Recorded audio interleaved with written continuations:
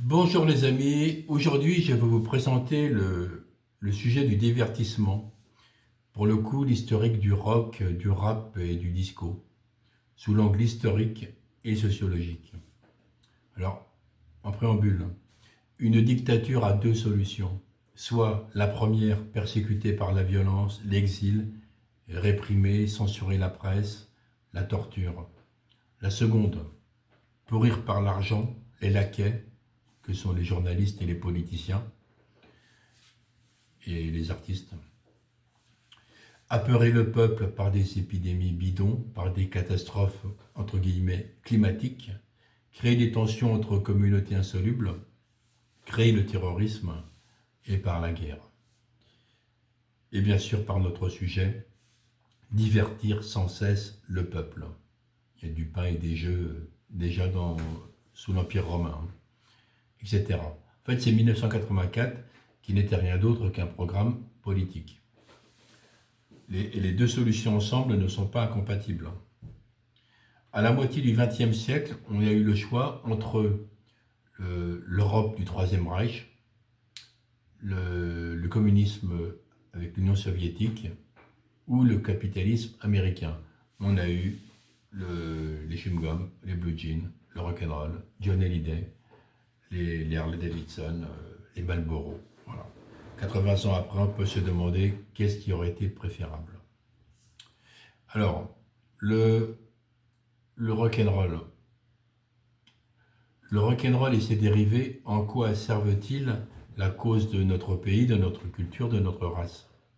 Bien au contraire, arrivé dans les valises du plan Marshall, cette culture poussa à la débauche, à la violence, à la révolte, aux excès, aux conflits avec l'autorité parentale. On se rappelle du film avec James Dean, La fureur de vivre. Et tout en nous coupant de nos racines, de notre culture. Le marché de l'adolescence fut créé à cette époque. Je me rappelle que dans mon village, dans les années 70, il y avait des cours de danse, de country music. Et par contre, les danses régionales étaient raillées. Voilà, ça faisait partie du projet. Sans que l'on comprenne l'objectif de tout ça, emmené qu'on était par le rock'n'roll et ses tempos primitifs, rappelant le rut binaire, nous éloignant de notre civilisation afin de nous rendre abétis, inoffensifs, manipulables, serviles. Sexe, drogue et le rock'n'roll n'étaient, et les Harley Davidson aussi, n'étaient que de la virilité en carton. Voilà. Pendant qu'on allait au concert de Grand Guignol, de rock, de rap, etc., entre mecs, se défoulant dans l'inconscience et l'irresponsabilité, l'agitation musculaire aidée par l'alcool, on ne créait pas de famille. Mais on admirait des groupes qui n'étaient là que pour prendre le pognon et baiser des gamines. Sur Paris, il y a aussi le phénomène bobo, j'y reviendrai un jour dans une vidéo, je pense, qui pour eux, la vie n'est qu'une succession de divertissements. Mais dans les années 40, il y avait déjà les Azous qui étaient un peu pareils. Voilà. Alors maintenant, la disco. À partir des années 70, le showbiz et ses suppôts ont décidé que désormais, les peuples ne dansent plus, mais doivent trépigner à la manière des primitifs, afin de s'exciter tout seul au son de la disco de la mondialisation. Voilà. La disco, il faut rappeler que c'était des artistes noirs mal payés par des producteurs juifs et qui ont comme clients les petits blancs. Voilà. Alors, le rap maintenant. Comme le rock'n'roll, le rap diffuse des messages pervers, violents, dépravés, sur des mélodies attirantes, rappelant là aussi le coït. Dans les concertos brandebourgeois de Mozart, il nous renvoie à Dieu, au cosmos, avec le hip-hop, même en faisant des galipettes sur les bitumes, ce n'est toujours que de la thune en mouvement. Alors le rap est promu depuis 35 ans par le pouvoir médiatico-culturel, le Jack Lang, comme vecteur principal auprès de la jeunesse, du changement de mentalité afin de le déraciner encore plus. Dans les thèmes du rap, il n'y a pas de pourquoi ni de comment. Il, il n'y a pas de pourquoi ni de comment, que du présent, pas de projection, sauf le rapport de force entre eux et nous. Alors, eux, c'est les oppresseurs blancs, fantasmés, qui auraient tout, et nous, les rappeurs et leur public, victimes d'injustice, n'ayant que comme solution que la voyoucratie, le fric facile, la drogue, les bimbos, les armes, les voitures de sport, les chiens d'attaque, et la haine de la police blanche qui ose les embêter. Et c'est à peu près tout. En fait, c'est tout pour qu'ils restent au sol, comme les compagnes des rappeurs les plus connus qui sont aussi explosés au sol, tatouées, refaites, vulgaires. Voilà. Alors, je vous invite à visionner la vidéo sur YouTube de Ralph, R-A-L-F, qui s'intitule « Rap et homosexualité refoulée ». Et sur YouTube aussi, Radio Modin, une vidéo il n'y a pas longtemps, là, qui s'appelle « Fan de rap, je te lance un défi ». Voilà. Donc, pour faire une petite synthèse, c'est la dictature sur le prolétaire consommateur du capital, mais celui-ci sera la propriété non plus de l'État comme dans le communisme originel, mais seulement de quelques financiers mondialistes. C'est le libéralisme pur et dur.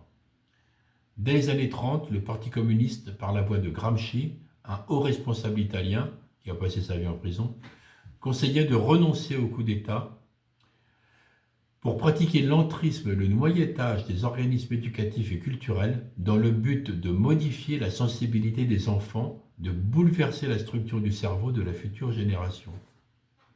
Voilà. Donc, il reste donc l'utilisation des arts. Malheureusement, la jouissance des arts en exige une bonne connaissance, et celle-ci repose sur une initiation en général longue, de qualité et souvent coûteuse. L'argent des contribuables que l'État verse dans les caisses du ministère de la Culture est détourné vers le showbiz.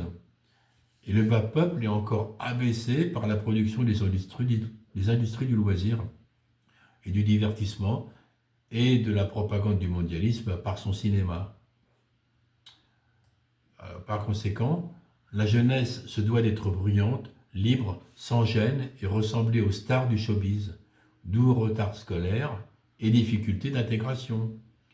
Les sons graves sont naturellement apaisants. Les goûts sont en général appris, résultant souvent donc d'habitude. Les enfants nés dans le vacarme aimeront le bruit. Alors, le rythme de l'ancienne musique européenne résulte rarement de battements d'un instrument de percussion. Le plus souvent est issu de la combinaison tonale et harmonique. Il ne peut être perçu que par une oreille initiée. C'est pourquoi les jeunes mal appris, habitués au tam-tam, ne l'entendent pas, s'ennuient et s'endorment au milieu d'une audition de musique classique, surtout lorsque la puissance orchestrale fléchit. Autrefois, les séances d'agitation s'appelaient la bamboula ou le tambour primitif. C'était aussi le nom du désordre qui l'accompagnait. Dans la culture afro, on aime l'excitation et même l'exaltation, c'est-à-dire la transe. Voilà. Et en conclusion, la pratique d'instruments de musique ou du chant en famille empêchait la fracture de génération. Maintenant, le jeune, depuis l'arrivée du rock'n'roll, du jazz, du rap et du matériel audiophonique, écoute sa musique seul dans sa chambre. Dans la vieille Europe, on recherchait la joie avec modération, sans jamais oublier l'élégance, donc le souci de simplicité et d'économie d'effort, et même une certaine idée d'adresse et de grâce, exprimant la notion de jeunesse.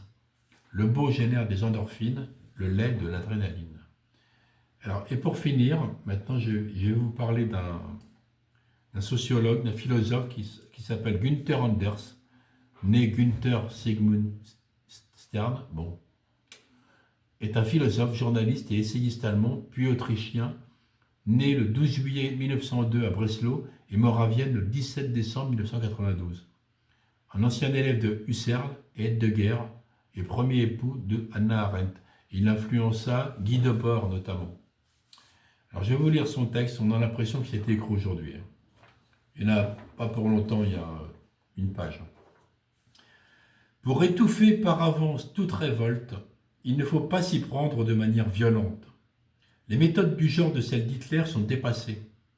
Il suffit de créer un conditionnement collectif si puissant que l'idée même de révolte ne viendra même plus à l'esprit des hommes. L'idéal serait de formater les individus dès la naissance, en limitant leurs aptitudes biologiques innées. Ensuite, on poursuivrait le conditionnement en réduisant de manière drastique l'éducation, pour la ramener à une forme d'insertion professionnelle. Un individu inculte n'a qu'un horizon de pensée limité, et plus sa pensée est bornée à des préoccupations médiocres, moins il peut se révolter.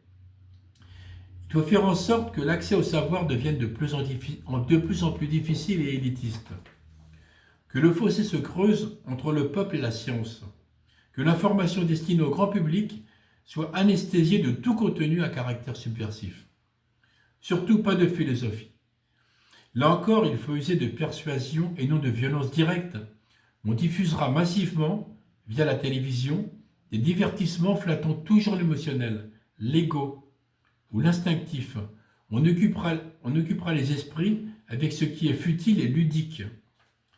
Il est bon, dans un bavardage et une musique incessante, d'empêcher l'esprit de penser. On mettra la pulsion sexuelle au premier rang des intérêts humains. Comme tranquillisant social, il n'y a rien de mieux pour l'aliénation.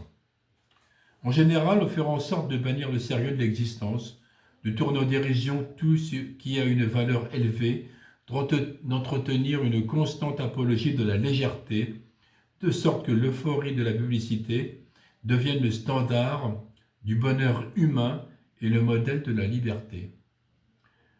Le conditionnement produira ainsi de lui-même une telle intégration que la seule peur qu'il faudra entretenir sera celle d'être exclu du groupe et du système, et donc de ne plus pouvoir accéder aux conditions nécessaires au bonheur. Je rajoute le crédit social. Voilà, ça se termine. L'homme de masse. Je ferai un jour une vidéo sur l'homme masse. Ainsi produit, doit être traité comme ce qu'il est, un veau, et il doit être surveillé comme doit l'être un troupeau. Tout ce qui permet d'endormir sa lucidité est bon socialement. Ce qui menacerait de l'éveiller doit être ridiculisé, étouffé, combattu. Toute doctrine mettant en cause ce système doit d'abord être désignée comme subversif et terroriste, et ceux qui la soutiennent devront ensuite être traités comme tels. On observe cependant qu'il est très facile de corrompre un individu subversif. Il suffit de lui proposer de l'argent et du pouvoir. Bon voilà, j'aurais pu aussi prendre d'autres références comme les protocoles des sages de Sion, où tout était déjà dit. Voilà. Merci les amis d'avoir écouté jusqu'au bout et je vous dis à la prochaine vidéo.